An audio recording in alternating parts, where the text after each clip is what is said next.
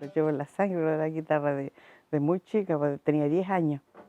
10 años yo cuando empecé a tocar guitarra, eh, a experimentar más que nada, pues. Y en el colegio había una sola guitarra acá en la casa y era muy preciada ese instrumento, pues ese instrumento se guardaba y había un hermano mayor que él la llevaba al colegio, él la tocaba. Yo miraba nomás, nunca me colocaban, me ponían en el grupo del folclore que había. Y un día de estos que hubo una presentación, faltó una niña que se enfermó y yo le dije que acaso yo sabía, me colocaron, se quedaron, sabía más que los que estaban en el conjunto, porque yo sabía harto, ya sabía varias notas, no harto, pero sabía varias notas y canciones igual. Y esto viene de mi mamá y de mi abuelita, es como una tradición, es familia de cantores populares. Y somos 4 hermanos, nosotros somos 9 hermanos. Habemos 7 vivos, ya hay 2 que partieron y los papás también. Y mi mamá era una gran folclorista, pues ella cantaba en trilla, cantora popular, hacía sus temas, cantaba, iba a los santos, a las trillas, así que era una muy buena cantora.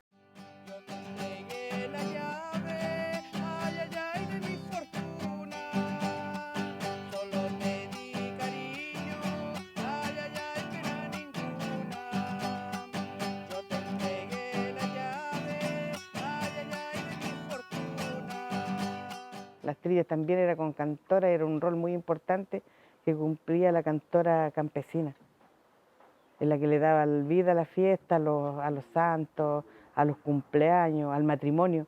Antes acá, mi mamá, yo me acuerdo desde chica haber visto un matrimonio ante unas casas antiguas de adobe y habían unos varones. No sé si ustedes le han hablado de unos varones que eran unos palos que se colocan así frente a la casa y amarraban los caballos.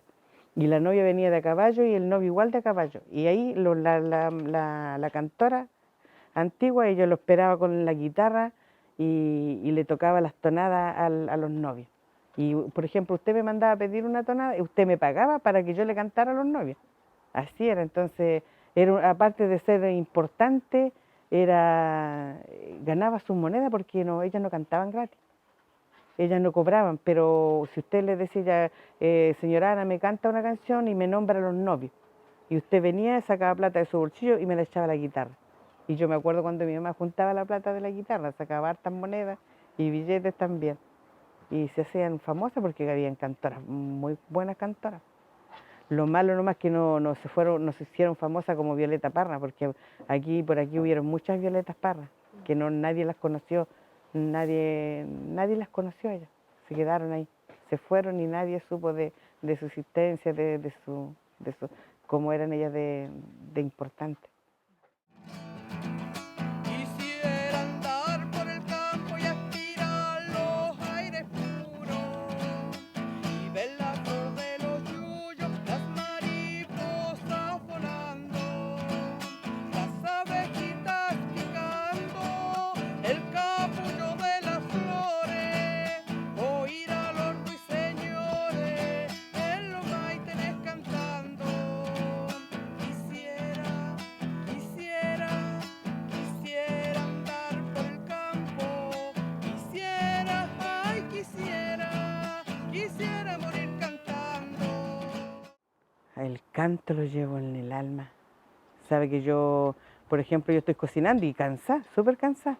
Estoy haciendo pan, de repente barriendo, hago todos los días eso y la guitarra está ahí en la cocina y la tomo y canto y a veces me levanto muy temprano porque soy mala para quedarme acostada para tarde y me toco la guitarra y ahí de repente me sale una estrofita, la voy juntando para hacer una canción.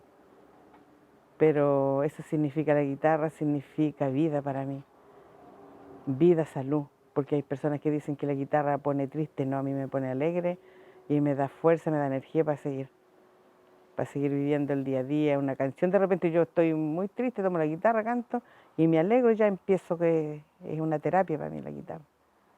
Así que eso puedo decir como aparte de mis hijos, es lo más grande en la vida.